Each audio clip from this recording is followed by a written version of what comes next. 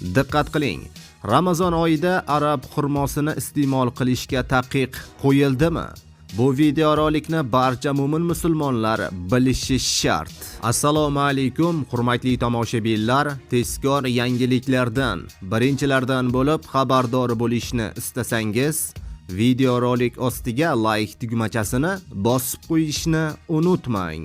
Diqqat qiling, O'zbekistonga 14 ming tonna arab xurmosi eksport qilindi. Bu haqida Milliy statistika qo'mitasi xabar berdi. Ma'lum bo'lishicha, 2025-yilda O'zbekistonga 19 ta davlatdan qiymati 10,3 million AQSh dollariga teng bo'lgan 13,983 tonna arab xurmosi import qilingan. Import hajmi o'tgan yilga nisbatan 3,4 ming tonnaga oshgan.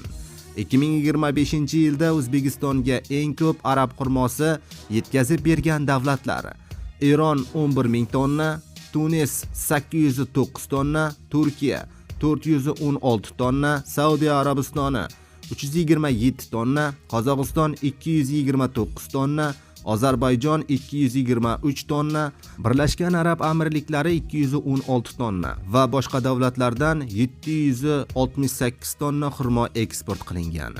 Ma'lumot uchun 2026-yilda O'zbekiston bozorida 1 kilogramm arab xurmosi naviga qarab taxminan 35 mingdan 70 ming so'mgacha bo'lgan narxlarda sotilmoqda, deyiladi xabarda.